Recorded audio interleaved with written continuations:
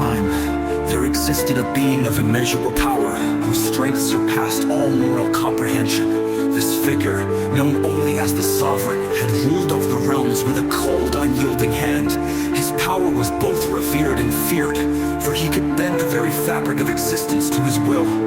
But though he held dominion over all, his heart was not without contempt. There came a day when the Sovereign, weary of the foolishness of mortals, found himself troubled by a small, ignorant group. People who thought themselves wise yet could not grasp the depth of the world around them. They mocked the laws of nature, dismissed the suffering of others, and acted with a hubris that enraged the Sovereign to his core. His patience, thin as gossamer, snapped like the breaking of a frail thread. He decided that their punishment would be unlike any the world had seen. With a flick of his hand, he trapped them, not in chains, not in prisons, but in a plane where only pain existed. No death, no escape, only the burning sting of eternal torment. The ground beneath their feet was molten with agony, the air thick with the scent of suffering. Every breath they took was an ember, every step 1,000 needles. They cried, they begged, they pleaded for release, but none came, for the Sovereign's power was absolute. Time, however, had a way of dulling even the sharpest edge. The pain, once unbearable, became familiar to the offenders. They adapted as all creatures do, and in their adaptation they found a twisted semblance of peace. But the Sovereign, watching with silent fury, would not allow them to find comfort. Each time they grew used to their suffering, he increased it. The pain became unbearable once more, then grew even worse, like a river that swells and drowns everything in its path. And still, they could not die. They could only endure. As the years turned to centuries, the Sovereign's wrath never waned. The suffering of those trapped in the endless agony became the very essence of their being. They were no longer human, no longer creatures of flesh, but souls entwined with torment. And though their voices could no longer scream, their energy, their agony, still echoed across the realms.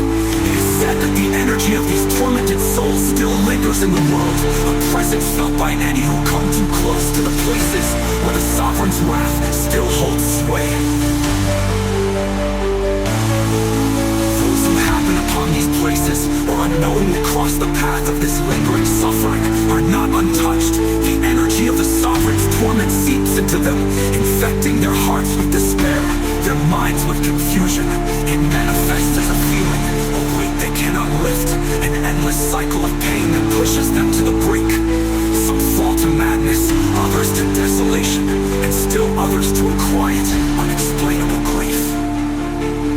And so, the souls of the punished wander in the world, never free from their torment, yet never fully seen. They are both the inflicted, and the inflictors bound forever in a prison of suffering. The Sovereign's wrath endures, and those who encounter the cursed energy of the tormented souls carry their curse unknowingly, caught in an endless web of pain and despair.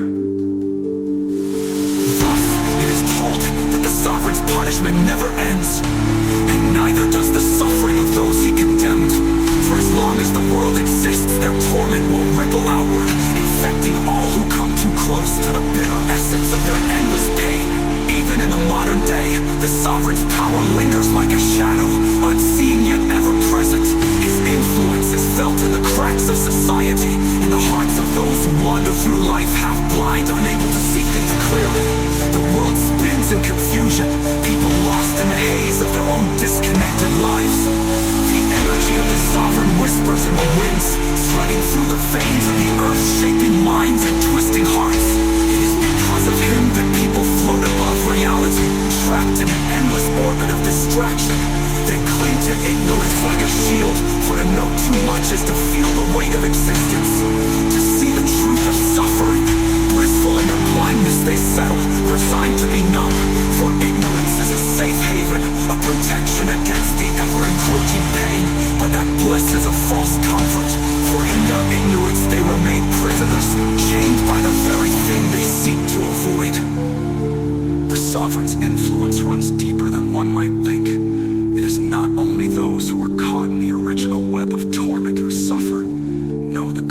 spreads, infecting those who cross the paths of the tormented souls. It warps them, bends their thoughts, clouds their judgments. Those who come into contact with the energy of the cursed are not immune. They too begin to wither, to feel the weight of suffering they do not understand. They are drawn into a disbalance, a disequilibrium that keeps society from progressing, from healing. Whether one is wealthy or poor, famous or forgotten, none are spared. It matters not if you live in comfort or in hardship.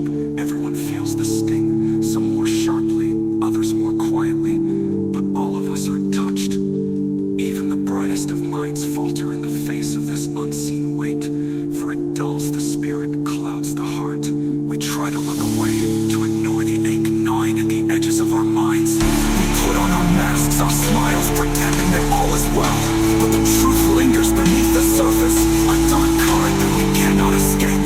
The smiles we wear are thin and hollow, like paper cutouts held together by force. They don't kind. The sorrow is always there, lingering just beneath the surface, tugging at the corners of our hearts. We suffer, some of us mildly, others with the sharp sting of unhealed wounds, but it is all the same. The source of our pain is one and the same. The sovereign his wrath continues to ripple out, long after the original offenders have become nothing more than whispers in the dark. The agony of the tormented souls echoes through the fabric of our world, and we, unwittingly, are caught in their storm. We search for escape, but can we ever truly escape? Can we break free from the endless cycle of despair and suffering that began long ago? A punishment for those who mock the world's truths. We long to rise above it, to move forward, but the chains are heavy, and the path ahead is shrouded in fog.